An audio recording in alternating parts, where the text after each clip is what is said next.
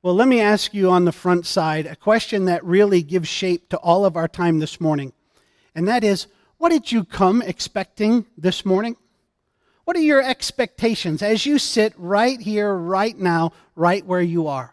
Whether you're in this auditorium in Kent Island High School, whether you're in St. Johnsbury, Vermont, Kampala, Uganda, or anywhere else where perhaps you're connected to us through the live streaming, or perhaps a recorded review of this time. What do you expect from this time right here, right now? Let me ask it to you in a broader sense. What do you expect out of being a Christ follower, if in fact that's who you claim to be? What are your expectations of being a Christian? What are your expectations of being a church? What should it look like? I think of it from a parental standpoint and as one who counsels many families and young people. Have you ever thought, what's the greatest indication of what a young man or a boy will look like as a man? If you had to assess, take a shot at it. What do you think is going to most dictate or give you insight into what a boy is going to look like as a man? And you could do this with young ladies as well. What's the strongest indication of what a girl will look like as a woman as she grows? I will tell you that in most cases it is the model that they see and the meanings that they apply to different terms, the definitions that they live by.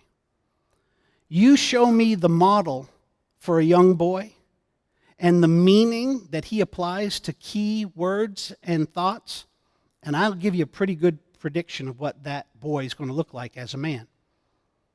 You see, what we see and believe tends to be what we seek and become. What a young boy sees in the men in his life and believes about the men in his life will oftentimes be what he seeks and becomes as a man. Same thing with a girl as she becomes a woman.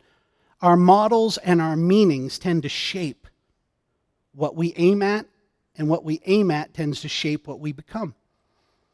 Now, I say that to you, and I ask you about your expectations because the same truth applies to church. What you see and what you believe tends to be what you will seek and what you will become. Show me a lukewarm, non-biblical church and make that my norm when I'm small, and that's most likely what I will become when I get big. Take a child to a lukewarm, non-biblical church, and as an adult, they will most likely end up in one. Take a child into a highly traditional, cold, rigid church as a child, and they will likely find themselves in one as they become an adult.